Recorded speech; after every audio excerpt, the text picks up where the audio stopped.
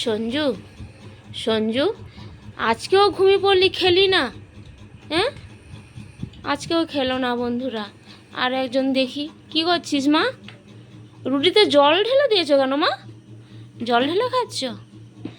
আজকে যদি ওদের বাবা থাকতো তাহলে কি আর জল ঢেলে খেত বন্ধুরা? কিন্তু কি করব, আমার কপাল নিয়তি, আর বললে কি হবে। সোনা, একটু চিনি দেবো? জানেন তো বন্ধুরা, আগে আমার সব ছিল, স্বামী ছিল, সব কিছুই ছিল, একে একে আমার সব শেষ হয়ে গেল। আমার সব কিছু, মেয়ে হওয়ার সময় 10 কাঠা জায়গা চলে গেল, ছেলে হওয়ার সময় 5 কাঠা জায়গা চলে গেল। স্বামী যখন অসুখ হয়, ব্রেন টিউমার হয়েছিল, তখনও আমার জায়গা, ঘর, পুকুর সব কিছু চলে গেল একে একে। তবু আমি স্বামীকে বাঁচাতে পারলাম না। কাকদ্বীপ থেকে ডায়মন্ড হারবার থেকে পিজি থেকে কলিঙ্গ, কোথায় না গিয়েছি। শোনা, ভালো করে খাও, বন্ধুদেরকে বলো বলো তোমাদের খাওয়া হয়ে গেছে। সব কিছু হারিয়ে ফেলেছি একে একে। আমার মাথার ছাদও ছিল না, জানেন তো। লোকের বাড়িতে ছিলাম, সেখান থেকে লোক আবার তাড়িয়ে দিল।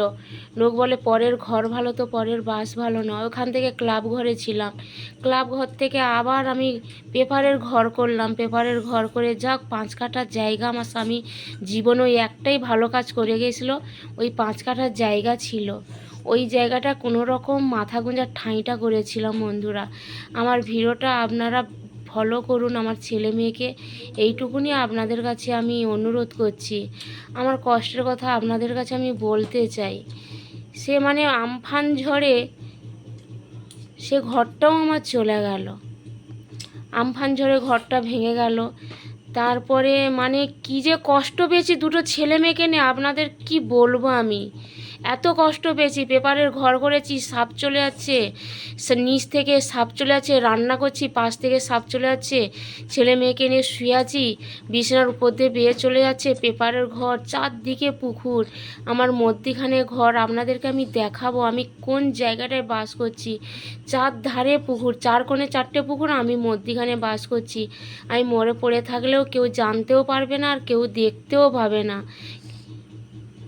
ওই জন্য বলছি বন্ধুরা, আমার ভিডিওগুলো ফলো করুন, আমার পাশে থাকুন, এইটুকুনি আমি অনুরোধ করছি।